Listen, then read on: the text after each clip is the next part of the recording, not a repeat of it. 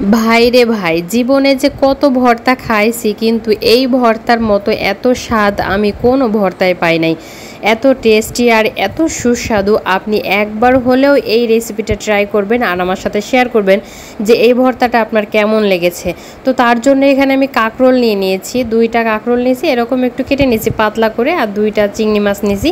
এখন একটা কড়াইতে অল্প করে সরিষার তেল দিয়ে তার উপরে এই কাঁকরোলগুলা চারিপাশ থেকে ছড়াই দিছি, আর 2টা চিংড়ি মাছ দিয়ে দিছি, দিয়ে দিলাম কয়েকটা কাঁচামরিচ আর একটা রসুন আর একটা পেঁয়াজ কুচি করে দিছি। এভাবে অল্প একটু কালো জিরা দিছি, কালো জিরা অনেক সুন্দর একটা ফ্লেভার বের হবে ভর্তা থেকে আর ভালো লাগবে। স্বাদ মতো লবণ দিয়ে একটু ঢাকার দিয়ে দিলাম।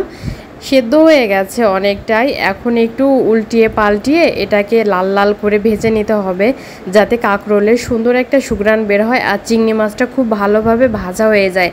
সে পর্যন্ত একটু ভেজে নিতে হবে সময় নিয়ে, যাতে পুড়ে না যায়। পুড়ে গেলে কিন্তু তিতা লাগবে, যেহেতু কালো জিরা আছে তাই একটু সময় নিয়ে আস্তে করে ভেজে নিতে হবে। তারপর এভাবে একটা পাতা আর পোঁতা নিছি, এই পাটা আর পোঁতা দিয়েই কিন্তু এই ভর্তাটা বানাইতে হবে। কোনোভাবেই আপনি এখানে ব্লেন্ডার ব্যবহার করবেন না, তাহলে কিন্তু ভর্তার যে আসল টেস্ট সেটা কিন্তু পাবেন না। তো পাটা পোঁতা দিয়েই ভর্তাটা খুব ভালোভাবে মিহি করে বাইটা নিছি। আর চিংড়ি মাছটা বাটার আগে অবশ্যই চিংড়ি মাছের খোসাটা এইভাবে ছাড়াই নেবেন, তাহলে বাটতে সুবিধা হবে।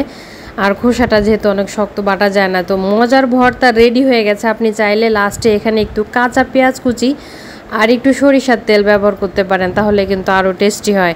তো যাই হোক, আমার আর দেরি সহ্য হচ্ছে না, আমি ভাত নিয়ে ভর্তা মাখাইয়ে আগে খেয়ে ফেললাম। মায়েরে মজা, এত মজার ভর্তা জীবনেও খাই নাই।